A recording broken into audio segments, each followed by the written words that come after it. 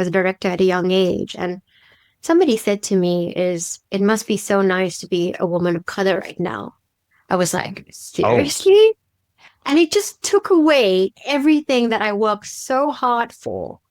But, you have to understand, I mean, everyone here is always merit-based. I never ever believed that, anyone's just promoted because they're ticking a box.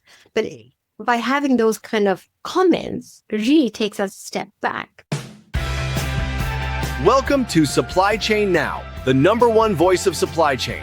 Join us as we share critical news, key insights, and real supply chain leadership from across the globe, one conversation at a time. hey, good morning, good afternoon, good evening, wherever you may be. Scott Luton, back with you here on Supply Chain Now. Welcome to today's show. Folks, we have an intriguing show teed up here today. We're going to be diving into the extraordinary journey of a supply chain and business leader that has overcome tremendous challenges in her journey. We're going to be sharing her critical lessons learned that will undoubtedly offer you actionable leadership and career advancement perspective. We're also going to be talking about the immense opportunity that supplier diversification poses to organizations across industry. All of that and much, much more. Folks, stick around for a great conversation that's going to be offering up tons of actionable insights by the truckload. So let's welcome in our wonderful guest here today, repeat guest. Great to have her back. Lushentha Naidoo is Managing Director of the European Supplier Diversity Program, aka the ESDP. Now, after spending almost 15 years in supply chain leadership positions at Unilever, Lushentha took on the Managing Director role at ESDP. Now, what is that, you ask? Well, it's a nonprofit organization based in the Netherlands that focuses on closing socioeconomic gaps across Europe in powerful outcomes-focused ways. Lushentha, so nice to have you back with us here today. How you doing? I'm good, Scott. Thanks for having me back. It's been a few months now, and really great to be back with Supply Chain Now. So thank you. Well, it has been. I had to go through your rock and roll agent because I know you stay busy traveling the world and doing big things. But we had such a wonderful time and such a wonderful learning experience when you and Melanie Salter with Boom and my esteemed co-host Corinne Bursa joined us on an edition of The Bridge, our monthly webinar series, really focused on challenging leaders to lean into innovative new strategies. And I tell you, Lushentha, that could have been a 6-hour webinar. And I fully agree. And there's so much of your story we didn't get to. And that's really what gave us a great call to action to rejoin you here today and welcome you back in and dive more into your story that I think is going to offer up a lot of actionable. Again, it's all about action. It's not good enough to hear a great story and hear lessons learned. We want to act on them. Is that right? Absolutely. So let's do this, though. Folks know me by now. I love starting with more of a fun warm-up question and getting to know people a little bit more before we get into their story. I knew this already about you. You love to travel, and you don't just love it, you do it. And you were telling us about an incredible trip to Easter Island, Lushentha, a couple of years ago. Tell us more about that great trip. Well, it was one of my bucket list items. And if anyone knows me, I'm like all about action, just like you said. And I was like, I wanted to do this trip from the time I was a child. I just remember watching documentaries with my dad and being like, I want to see this place one day. But I didn't want to do it when I retired. I was like, right. And I decided to take a sabbatical. It was in this part of my career where I was like, okay, where to next? It was a pivotal moment for me. And I had planned this trip to South America, started in Lima, made my way down by bus to Chile. And I was on the first flight post-lockdown, post-COVID to go to Easter Island. And it was quite an experience because it was so isolated, whereas the world had moved on and opened up. We were the first ones there, and they were like, oh, you should come here with your mark. And I was like, going back in time. But it is such a spiritual place and so inspiring because it's a small island in the middle of nowhere. And you see these incredible, they are gigantic. And we're saying there's so many theories about how they got there. But for me, it was such an achievement because I always had these dreams. And we'll get into my story, but I was born where it was a time of no hope. And these were the things, these dreams that I was building for myself. And it was emotional being there because I was making it happen for myself. Against the odds, I got to be there. So you mentioned one, before we get to your story, you mentioned the moai. Did I pronounce that right? Moai? And that's, I'm cheating over here with some background on Easter Island. But what she's talking about there, folks, viewing or listening, is there's over 1,000 of these iconic statues called the moai that we're still figuring out. And you've seen them. You may not think you've seen them, but you've seen them. And modern day scientists and anthropologists are still trying to figure out how folks back then were able to build and then move these statues, because they're, in many ways, Lushentha, they're like lined up. So they weren't just built, but they had to be moved and like organized. Is that right? Exactly. Facing a certain direction. Some didn't make it all the way to the sea. So you see some just lying on the hills, and it's just incredible. But it just shows you like nothing's impossible. Nothing's impossible. That is right. What a great early t-shirt-ism to get out of this conversation. And I'll tell you, it's very similar, folks, to, we're still trying to figure out the pyramids, and especially the Great Pyramid and how that was constructed. Very similar challenges, or very similar mysteries as it relates to Easter Island and the iconic moai. Okay, so Lushentha, we have got so much to get into here today. You referenced on the webinar back in March, and again here just a moment ago, about your very unique and challenging earlier chapter of your journey. So I want to dive into that more. So tell us, how did growing up during apartheid in South Africa impact your story and your perspective and really the rest of your journey? Certainly. It's definitely defined who I am. But let me just explain what apartheid is to people who are not aware of it. It is a system institutionalized on racial segregation.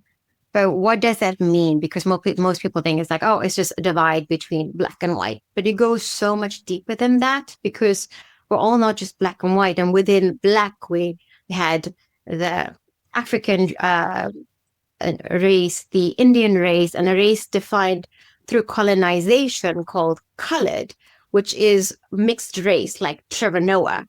But we were divided within our races. So I grew up, and you can see my ethnicity is Indian. I'm proudly South African, but my bloodline goes back to the 1800s when the British brought back then cheap labor or slaves back to South Africa to work on the East. And my bloodline never changed because we were always kept in the same community. So I went to school with kids who looked like me. My family married with the race, and it was that way until like the early 90s. And when I tell people I grew up this way, they're like, this is like a long time ago. I'm like, no, this ended in 1994. Wow.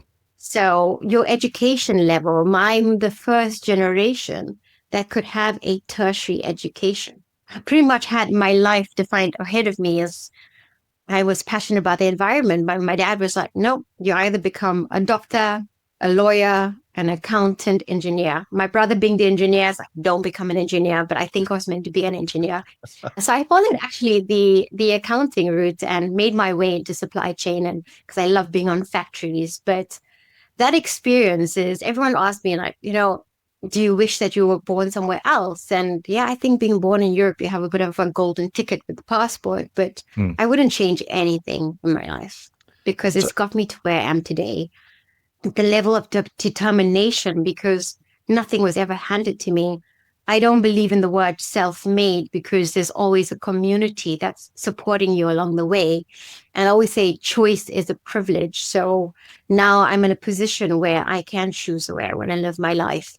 I had the most incredible, but also the most harsh experiences of being bullied just because of the color of my skin. And I didn't understand it. Who sits down and explains racism to a kid? But it just spurred me on. And the way I could silence my critics was through education, was to topping my class, because everyone was like, whoa, this kid shouldn't be the smart one. But it only then made me more and more determined. I was like, I see this.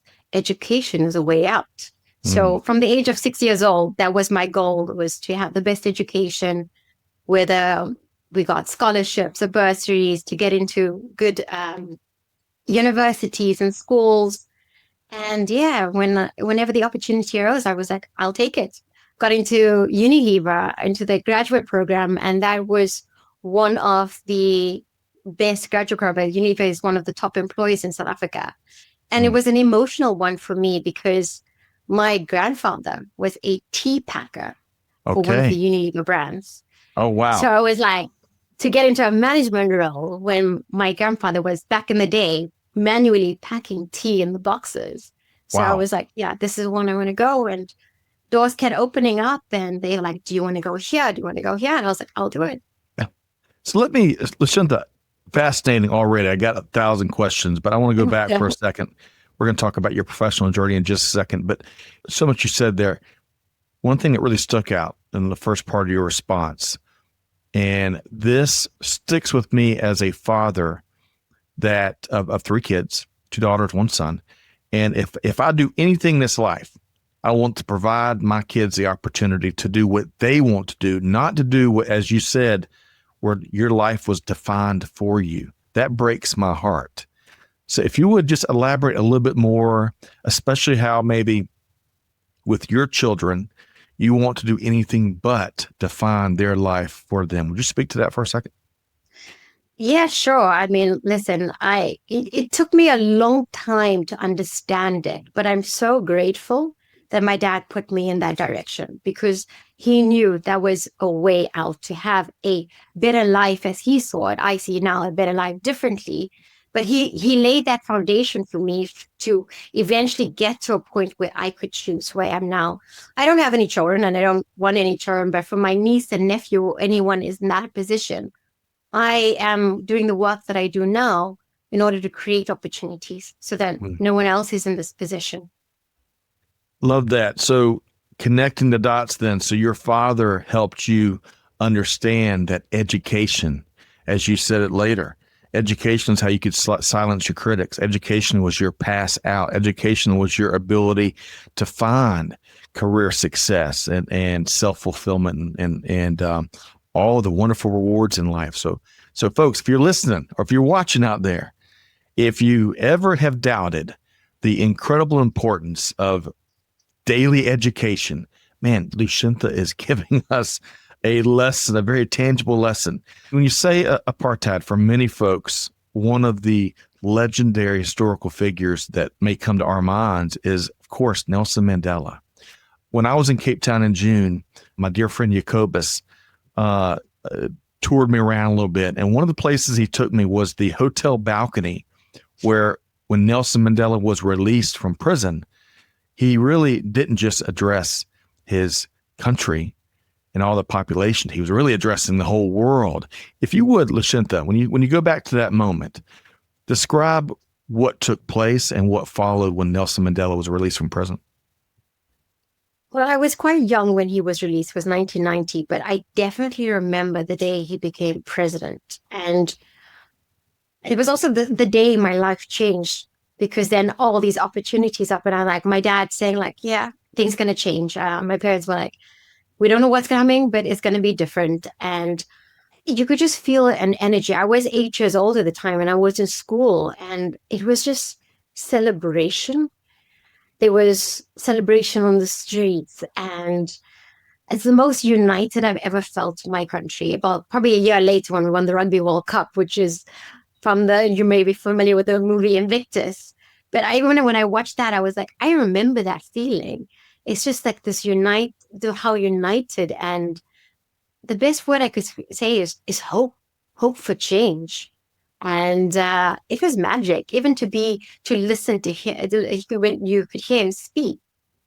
It's probably once in a lifetime leaders that you come across. And I'm hoping that with everything going on in the world, we see more leaders like that come up. It was a privilege to have grown up as him as the leader of our country.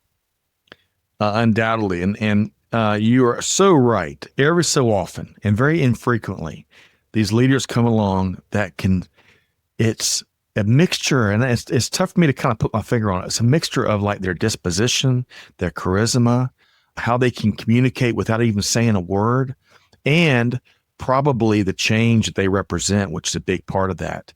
And gosh, I wish I could have experienced it. Even if you were 8 years old when it happened, I bet it was as you said, a magical time.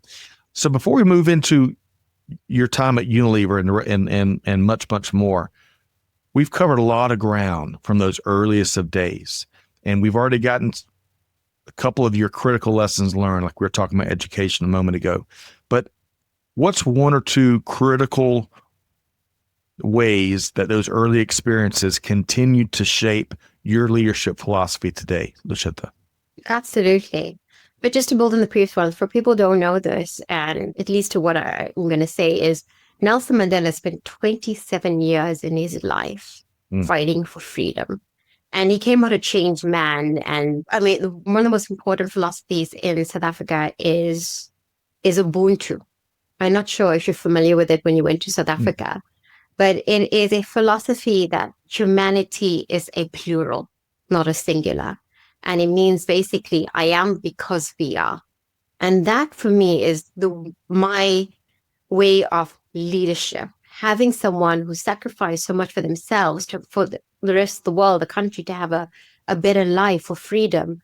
And it's something, as I said earlier, there's no such thing as self-made. It's about community. And whether I was at Unilever, now at ESDP, the most important thing is community, is helping each other along the way. And that's the way I lead. It's more a servant leadership kind of mindset, which I've experienced through the leaders around me, and truly believe in supporting each other through the journey. All right, Lushentha, another T-shirt-ism. I love it. And thank you so much for translating that word, I am because we are, and how humanity is plural, not singular. I love that, Lushentha. If we all apply that, I truly believe, and I very big thing to say, I truly believe the world will be a better place. No doubt. Man, okay. You mentioned earlier your grandfather was a tea packer at Unilever, one of the world's most admired companies, I believe. Let's see, you spent 14 years there, if I've got that right, at one of the world's, again, most admired brands. What were a few of your roles and highlights of your time there at Unilever? There's so many. So during that time, I lived and worked in 7 countries, 5 continents. And I started off in finance because I was like, okay, didn't want to be the doctor, the lawyer. I wanted to be the engineer, but I decided to go to the finance route, start off my career in finance. But I was like, I think I've come alive when I'm on a factory floor early in the morning, watching the lines going up and going. So when they gave me the opportunity to become a supply chain consultant, I was like, yeah, I'll move to Switzerland. I'll go there. Don't know much about supply chain, but I'm willing to learn. And I think that's been the key to my success, is to be, hey, I don't know everything, but I'm open-minded. I want to learn. And it got me to where I am today. So became a internal supply chain consultant, learned my way around the factories, the respect. But I truly love transformation. That's my bread and butter, and people. I want to do anything that has a positive impact on people. And I actually came across, I was working on a transformation project for Europe. And it was a tough one because it meant we had to close factories. And I was like, I don't want to do this. I do not have it in me. I cannot go to sleep if we're doing this. But the leader at that time, who had a huge, had a profound impact on my career, she was like, I know it's hard, but you're the right person to do this because you care. And that resonated with me. She's like, I know you will always do the right thing. And this is also one of the projects where I was in one of the most diverse teams. And yeah, you have the storming and norming of forming teams, but when that power of diversity comes through, and what I mean by diversity is not everyone looks like me, it's all women. It's diversity of thought. It's having a team with everyone with different backgrounds contributing to this common goal and challenging each other, but putting the ego aside and saying, oh, that's a good point. And yeah, we had to close factories, but the challenge was like, how do we save jobs? It was in one of the poorest part of Italy, so south of Italy. And we worked with the government, with universities, and we said, we know, yes, we were about mass production, technologies changed. What can we do to save these jobs? And it actually came up to be a circular economy project where we worked with the government. And this is where my accounting background came into play. And I was like, oh, we can be smart with this and apply this within the rules and governance. And we managed to turn a home care site, so like dishwashing liquid, fabric conditioner site, to a plastic recycling site. Okay. And managed to save about like 90% of those jobs. And that was just pure creativity, thinking out of the box. And this is why I'm such an advocate for diversity, because if we all thought the same, we could not have got there. So it was people from all different backgrounds, different walks of life, and we made that happen. And I still reflect back on my career and I'm like, wow, that was incredible. I'm so proud to be part of that. Oh my gosh, so many questions, so little time. I want to start though. I love your enthusiasm and your, because I've got kindred spirits with you, your value and the importance you place on the factory floor and the incredible people that are so talented and are the true experts in how business and value is created. There's a reason why Going to the Gemba became something. And folks, if you've never, first off, many of folks listening or viewing, you know what I'm talking about, right? But for folks that maybe have had front office careers and you've never ventured down to the factory floors or the warehouse floors or the fulfillment centers, despite all the automation these days, it's still, people still drive industry forward. And it's amazing what they do, to Lushentha's point. And one other thing I want to touch on before I want to dive a little deeper into your passion for all things diversity and much, much more, is the importance of caring. That's an interesting eureka moment, because until you shared that, and until that leader shared that with you, what it took my brain to is it's a superpower. Yeah, you've got to do a tough thing, right? That no one wants to do, right? But because you care so much, and this is, I'm not want to put words in your mouth, but because you care so much, it fuels innovation and a desire, and a tangible desire to explore any way possible that we can save as many jobs. And clearly, it converted. You saved almost 90% of the jobs that initially were going to be lost. Lushentha, talk just one more minute about that superpower of caring. I have to admit, it was taxing. There were many sleepless nights, but it was all worth it. And I think it comes through my upbringing, having felt that way, having my own imposter syndrome from that. And it made me more empathetic and compassionate. And I think one of the challenges I had is, especially as a woman and a woman of color, you're always put in a box, and it's like, you have to be this way as a leader. And I look up to role models, as you know, Nelson Mandela, Jacinda Ardern, who are like, no, I am a compassionate human being and I can lead. They're not mutually exclusive. Right. How do we combine that, and that being your authentic self? So it took me a long time in my career to get there, because everyone was like, okay, you're progressing, but you need to be this way. You need to be more aggressive. I'm like, that's not who I am. How can I lead my way? And it took some time to actually get there. And yeah, this is true to who I am. And it's important to me to be a compassionate leader. And along the same lines, these experiences, some that you're mentioning and some probably won't be able to get to, helped further your passion for diversity, equity, and inclusion as well. Would you touch on that?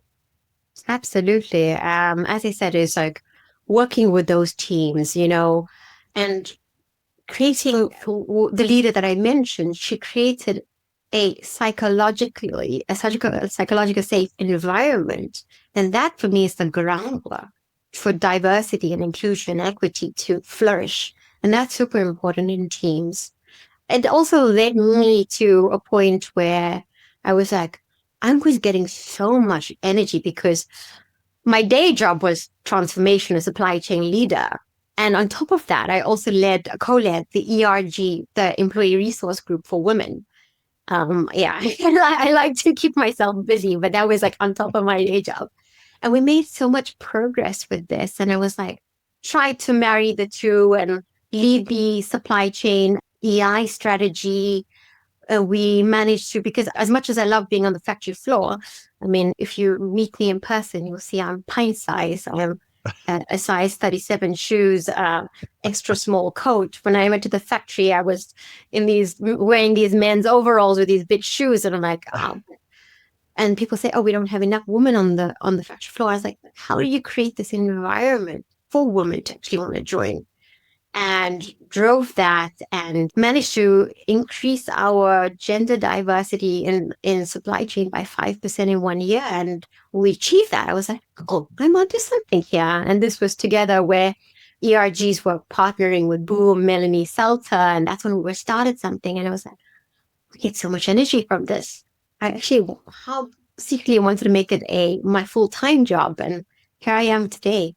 Because I truly believe in it. I truly believe in making an impact wherever we are on people, no matter where you're from or what your background is. Love that. Wow. I hate to move along to the next part of your journey, but for the sake of time, we should. Because after 14 successful years, game-changing years at Unilever, you transitioned to a powerful nonprofit, which we're going to touch on in a second. So walking away from that senior corporate role, where you're driving transformation, which became one of your passions. And you made this change, I think, during COVID, big, bold move.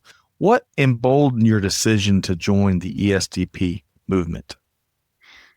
I think this was something that was brewing inside me when I was in Unilever, because I enjoyed my day job, but I was like, I was finding more and more projects, how I could drive this and impact this. And actually, I had a serious accident. I had a ice skating accident. It was a really cold winter here in Amsterdam, and the canals were frozen. And I was like, I'll be like the Dutch. I'm going to go ice skating.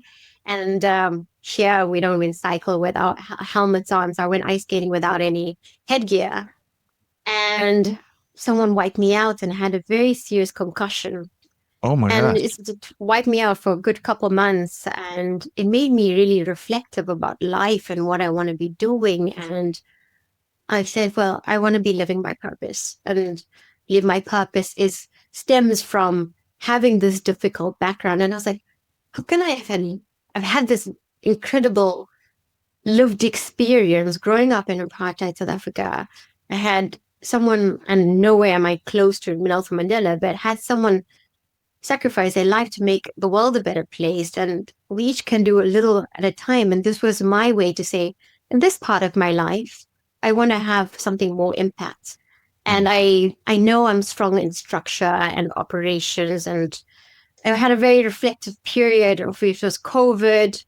And I was like, okay, I'm going to take the brave move. I've had 14 and a half years, incredible career at Unilever. And Unilever is a place where you can do anything you want if you actually dedicate. And I learned so much. And I was, how can I take this experience and merge the two passions of DI and supply chain? And had no next steps. I just came back from my sabbatical I told you about when I was in South America. And I was like, came back and I said, okay, I'm going to leave. I'm going to do something else. And people said, you're turning away your career. And I'm like, no, I'm not. I'm going to start something and I'm going to do it. And I just had this incredible self-belief.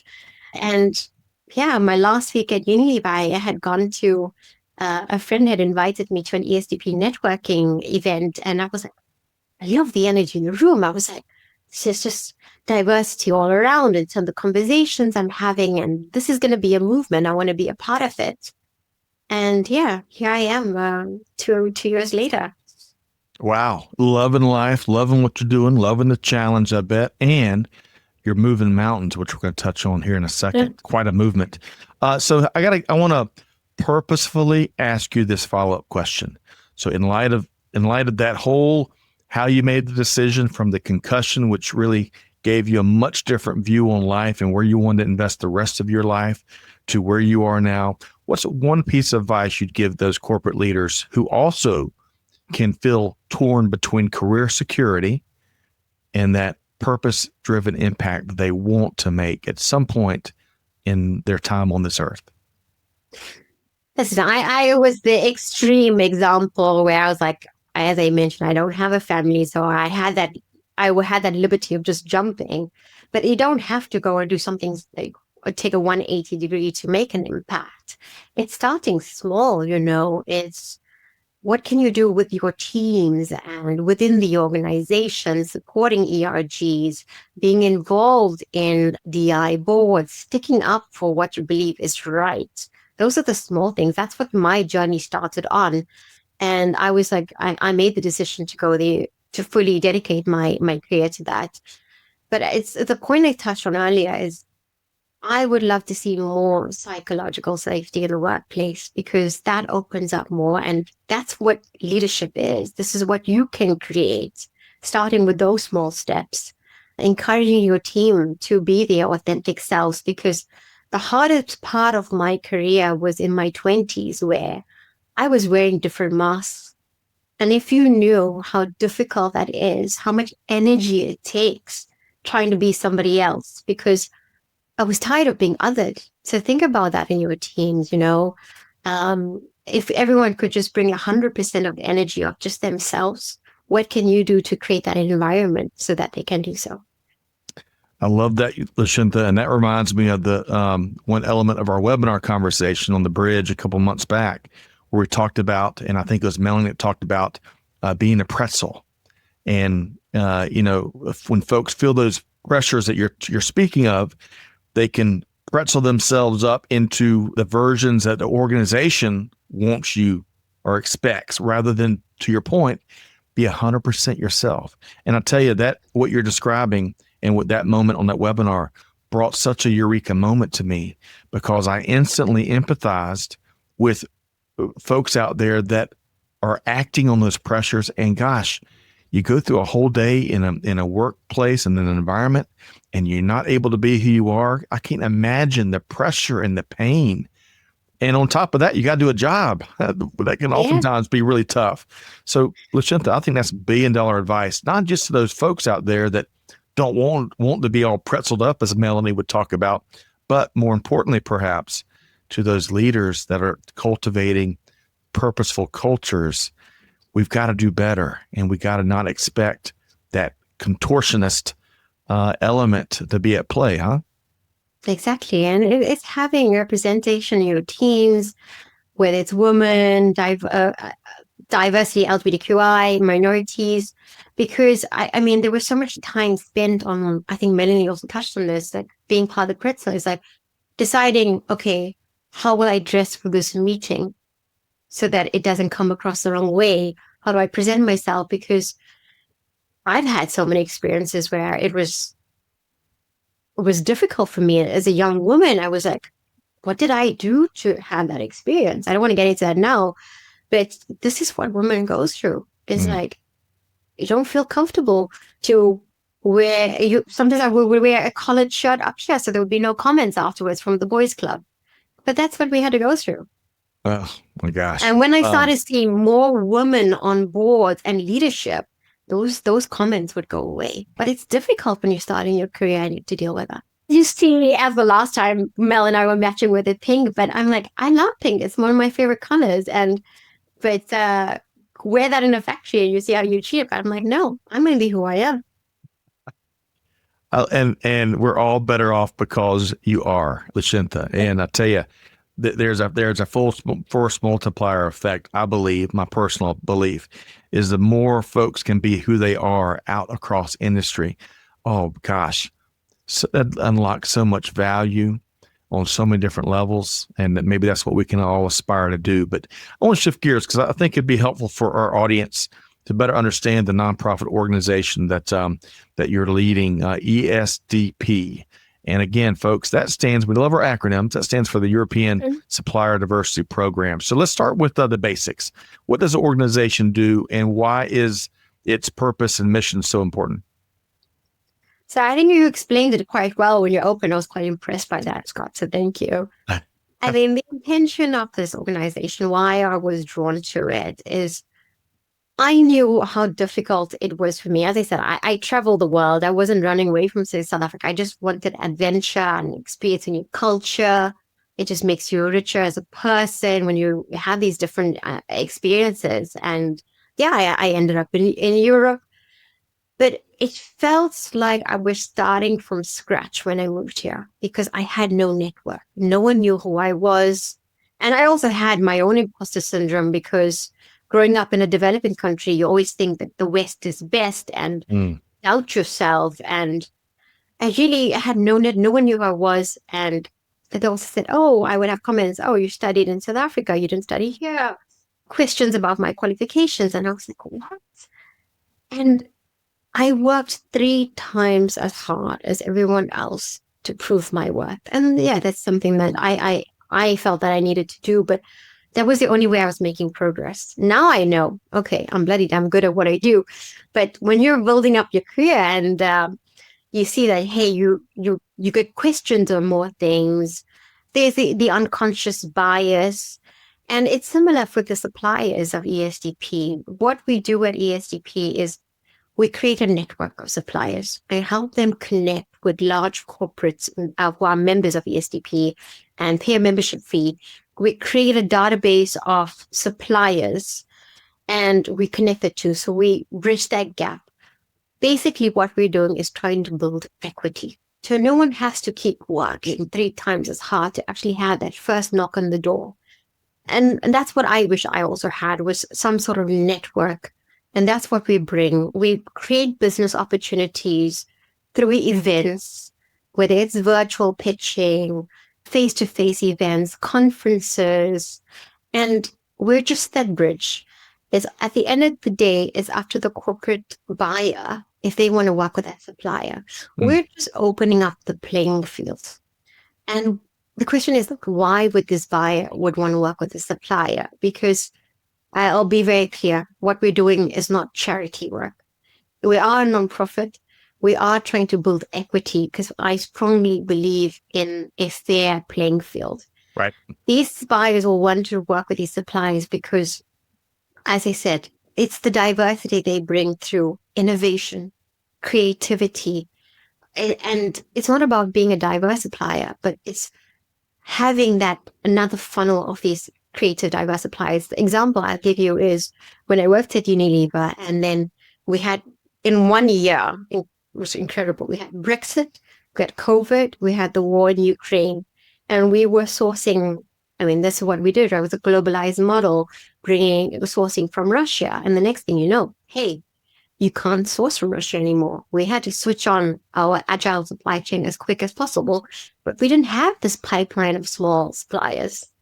And that's what you realize, hey, you need resilience in your supply chain. And this is what small agile suppliers can bring, is the agility, is the speed to move with the innovations that you have. And there's so much value in that. And every supply chain needs that. So that's what we are offering. So we're one of many advocacy groups around the world. The equivalent of us is NMSDC in the US. Yeah, We Bank for women-owned businesses. And it's for all minority groups. But at the end of the day, it's about having a supplier database for the corporates to work with. I love it. Powering opportunities, but also powering innovation success for really global supply chain. So ESDP now certifies over 500 ethnic minority suppliers across multiple countries. That is fascinating. I want to move along to giving us a memorable success story where a minority supplier gained real traction or a new contract even directly because of the great work you're doing at ESDP. What's an example or two, Lushentha? Sure. Well, let me correct you there. So we have a database of 500 suppliers, and we are certified as 52 at the moment, and then we have self-registered and identified. So we do have the largest ethnic minority database in the EU, which is pretty impressive considering we've been around for like 19 months. It's been a lot of work to get that off the ground. But it's what you said is when we have these success stories, it makes what we do worth it. Because like when they come, I mean, this is what we're trying to do. Success for ESDP is for our suppliers to win contracts or make some movement. And there's so many stories, but the most recent one was a couple of weeks ago. I worked with a supplier where she was on the verge of giving up. It's been hard, for everyone. And she joined one of the mentorship programs that our corporates were offering. And she's like, it just gave her new hope, to keep going, because the mentor she had was so incredible that now she's gaining ground with her business. But 9 months ago when she joined it, she was like, do I call it quits? So when we met for coffee a couple of weeks ago, she was like, thank you. You kept our business keep going, not because you won a contract, but she could hear now from a buyer saying, hey, actually, your business idea is something that we actually need. So they're in discussion about a contract, but those are things that one's way on. I love it. And gosh, the progress y'all have made, and if I heard you right, 19 months since the formal mission was established. You're advocating on behalf of hundreds of companies and suppliers out there, I would say, and in formal ways and informal ways. And in the example you shared, you never know. As an entrepreneur, that really resonates with me, because we all have the ups and downs. And sometimes in the downs, you need just that moment that the universe or the good Lord or whatever you believe provides, that keeps your spirit going and keeps you in the fight. And I love that moment. I can't wait to hear what wins that leader gets, because she kept going. And I got to tell you, over the weekend, and we're recording this on the 26th of August, and just last weekend, Tommy Fleetwood, he's a golfer, Lushentha, and he didn't win in his first 163 PGA golf tournaments. And he had some tough losses. He was leading late and just got beat in that final round. And I saw some of those post-game interviews, and he just marched on. He was able to kind of gather himself. And finally, over the weekend, on his 164th try, he won a big tournament. And I think the golf world celebrated with him, because in my view, there's so many business parallels there. It goes back to your story. We need advocates and we need supporters that don't just celebrate and support in the good times, but more importantly, when, to your point, this has been a tough year for so many people. We need those folks that have our back and are pushing us forward in the tough times too. And it sounds like that's a big part of the mission there at ESDP. Is that right, Lushentha? Absolutely. And our slogan at ESDP is when everyone is included, everyone wins. And that's right. And that's the thing. It's not about helping one group and excluding the other. It's like, how do we open up the table so everyone can compete for this contract, And I've been on the other side, the corporate side, and no one does charity work and be like, oh, I'm just going to help the supplier out. No, it's the best supplier wins. We're just bringing more suppliers to the table.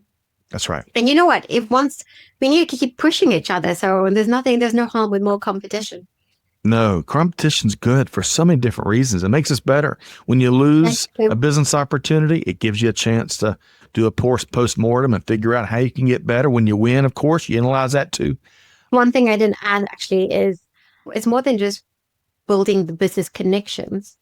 A big passion of mine, as you know, as my story, is education. Yeah. So we have we call the IPA, the Inclusive Procurement Academy, where we've actually invited all small and diverse suppliers, no matter what your background, to actually learn how to be corporate ready by teaching them how to pitch, how to network, storytelling. So it's open to about 500 suppliers across Europe. And wow. We started off with just ESDP and another organization in the UK. And we're like, listen, we truly stand for what we're saying is when everyone's included, everyone wins. So we opened it up and all small businesses were invited to it. Love it. The IPA. Not the beer. Not the beer. You beat me to it. Maybe you go through the IPA and enjoy an IPA at the end of the day. I don't know. Let's do this. Before we ask you about what's next for ESDP, I want to just pick up on something you shared that was a learning opportunity, learning moment for me back on our last discussion, and that's the inclusivity. A moment ago, you were talking about, Lushentha, about one of the things you mentioned is kind of including everybody, not leaving anybody behind. And I think so often folks get wrapped up around the axle and focused on the diversity side of things, which is important. But by focusing so much there, we kind of forget about the inclusivity, which is so different and has its own tremendous unique value. And plus it's an important one right now because it impacts our current work family, our current organization. And you and I both probably have experienced moments in our journeys where we weren't included in certain conversations or events or whatever. And folks, that, as many of y'all know, maybe had similar experiences, that's an awful, awful feeling to have. So think about that as we think about what in some circles, when you see certain things that have been spoken to 1,000 times, it can be cliche, but when you get down to what it really means and the importance of it, it really, I think, changes your perspective. Your quick comment there, Lushentha. Yeah. And I said, once you've been othered, excluded, it's not a nice feeling, and you don't want anyone to be going through that. And then Right. I see diversity as the seeds, but inclusion as the water. You can't do one without the other, because then diversity, you're just ticking a box and you truly don't care about, hey, the power of diversity, which is the diversity of thought. You need to have the inclusion. And I go back to creating the psychological safe environment, understanding what does inclusion mean here. I truly believe you can't be what you can't see, and it's having representation there too. And the worst thing said to me is in my career, because I moved up quite quickly. I was a director at a young age, and somebody said to me it must be so nice to be a woman of color right now. I was like, seriously? And it just took away everything that I worked so hard for. But, you have to understand, I mean, everyone here is always merit-based. I never, ever believed that, anyone's just promoted because they're ticking a box. But by having those kind of comments, it really takes us a step back. It helped me so much. And it made me even work harder to a point where I was like, actually, no, I know I'm good at what I do. But I don't want to be having those discussions about, it should always be merit-based. But it doesn't mean that you don't have people from different backgrounds that are not deserving of those jobs. And that's where I think the conversation's getting so muddied, but we need to move away from that and say like, hey, but how do we measure merit? That's the big thing. It's that yardstick that we need to look at, because everyone has their own strengths. Like example, as I said about compassion, that was, leadership should be more aggressive, but compassion for me is a superpower. As it should be. And I wish more folks shared that superpower. Maybe they will. Maybe we can find ways of developing compassion and care and the need to act and advocate for others. Let's make sure. So folks, you can learn more about ESDP at esdp-org.eu. We'll include that link in the show notes. But give me one thing that you're excited about in terms of what's next for ESDP, Lushentha. Well, it's been a tough journey. Yes, last year we were just booming. And then this year I was like, had the oxygen sucked out of me, because like every day I feel like the world is changing. It's probably the fastest rate that the world is changing. So we don't know what's next, but I truly believe in Ubuntu and supporting each other. We set up ESDP against the odds, because it's so many challenges here. Because we can actually talk about race as openly as you used to in the US. We also have GDPR, which is the data protection regulation. So we're always navigating around it. But as you can tell after 2 conversations with me, I'm quite determined.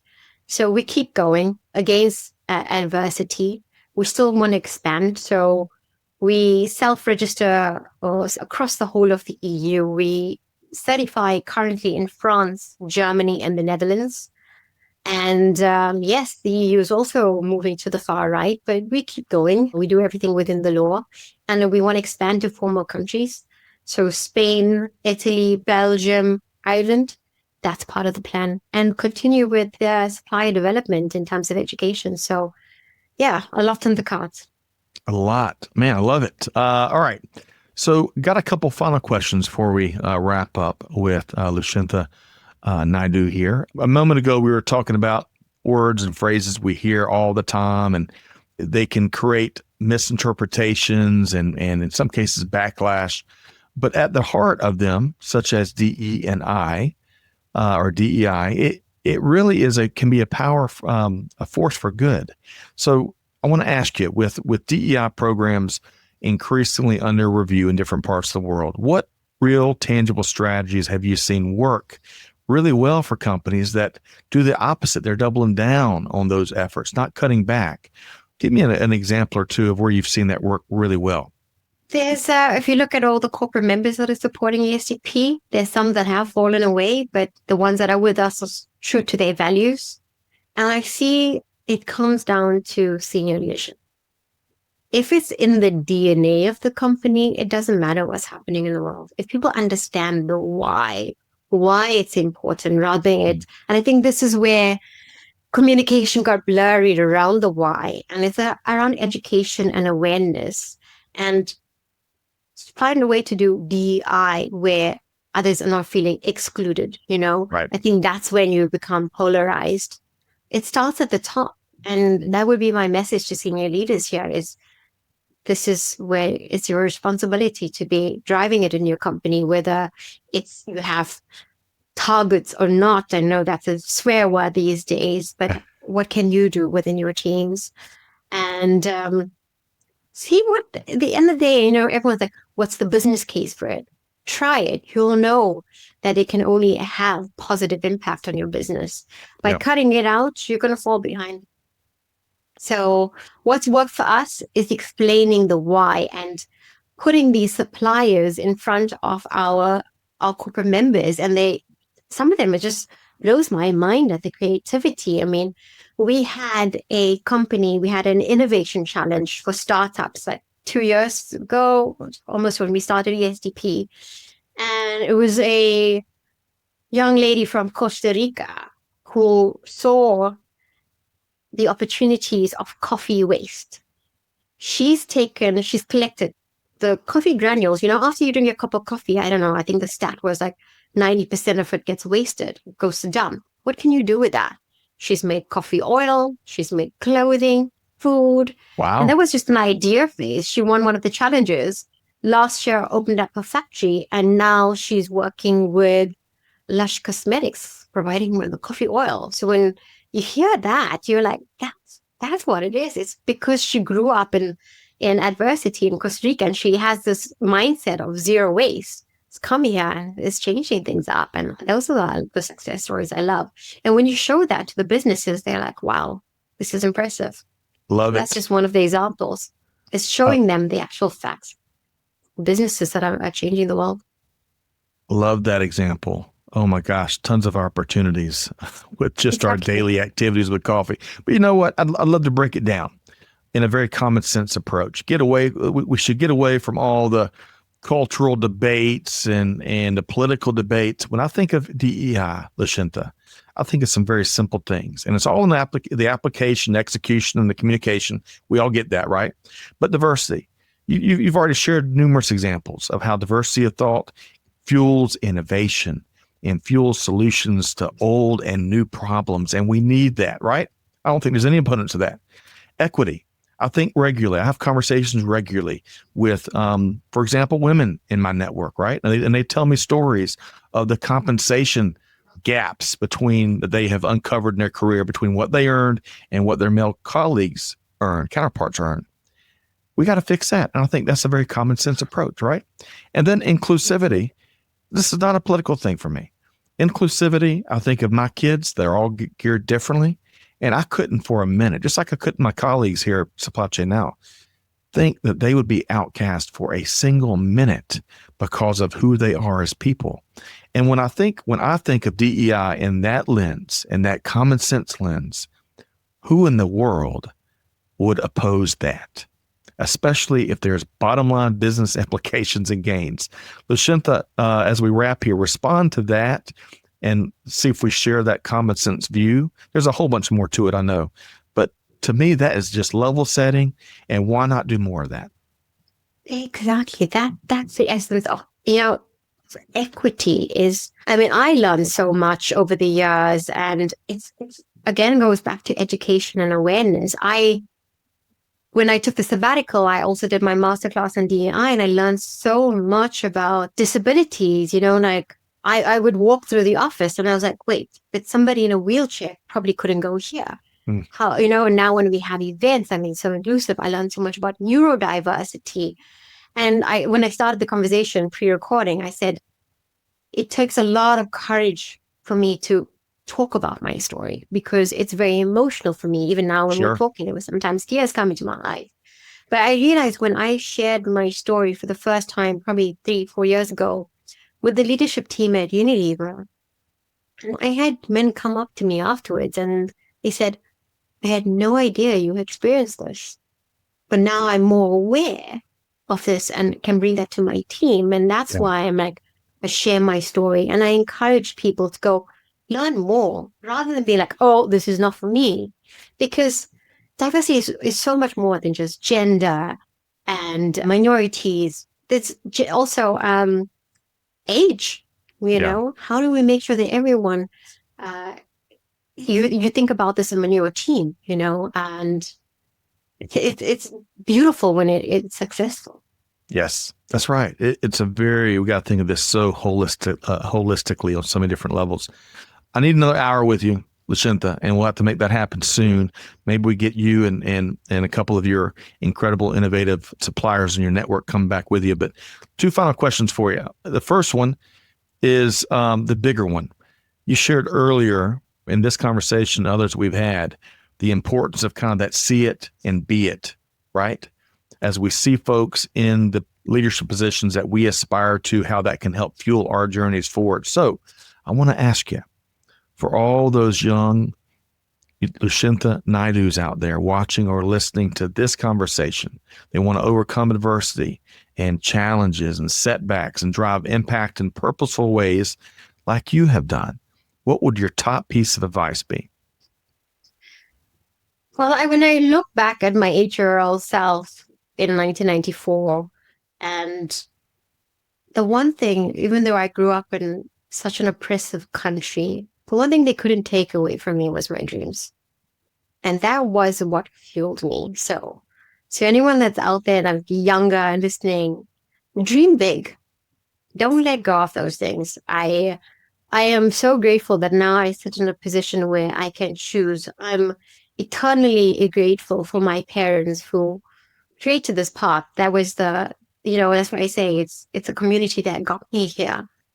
But dream big and be determined, make it happen. When I was sitting in Easter Island looking at the incredible sky or full of stars over the Moai, I was like, I dreamt this, I made it happen. And I overcame adversity, but you have to have something to look forward to. You have to dream big, and I still do.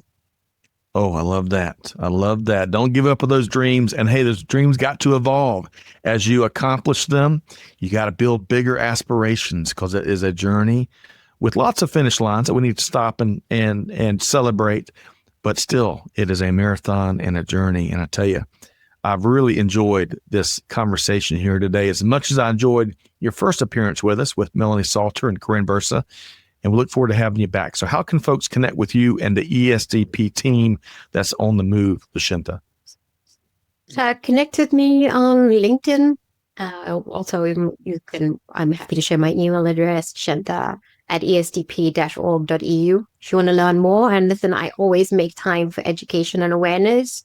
I think once we clear things out, what they say about assumptions, I won't say it on the call, but let's move away from assumptions, understand, have some empathy, happy to share what we're doing and how, and more about the why. I love it. Keep inspiring the rest of us and keep pushing the industry forward and creating opportunity for so many folks out there. Really enjoyed learning much more about your story here today. Big thanks, Lushentha Naidoo, Managing Director with the European Supplier Diversity Program, aka the ESDP. And as she mentioned, you can learn more at esdp-org.eu. Lushentha, always a pleasure. Thanks for being here. Thank you so much, Scott. I really enjoyed our conversation. So thank you for having me today. I can't wait to talk with you again. Folks, for our audience members out there, hope you enjoyed this frank and real and authentic and very actionable conversation. But it all comes with homework. There's no such thing as free lunches. So I want to challenge you to take one thing you heard here from Lushentha's journey and her perspective and what she's doing to change industry for the better. And take just one thing at least. There's probably 17, but take one, put it into practice, share it with your team. Y'all folks know it's all about deeds, not words. That's how we're going to keep transforming this global special industry that we like to call supply chain for the better and leave no one behind. So with all that said, on behalf of the whole team here, Scott Luton challenging all of our listeners, hey, do good, give forward, be the change. Be just like Lushentha. And I'll tell you, the world will be a much, much better place. And on that note, we'll see you next time right back here on Supply Chain Now. Thanks, everybody. Join the Supply Chain Now community for more supply chain perspectives, news, and innovation. Check out supplychainnow.com, subscribe to Supply Chain Now on YouTube, and follow and listen to Supply Chain Now wherever you get your podcasts.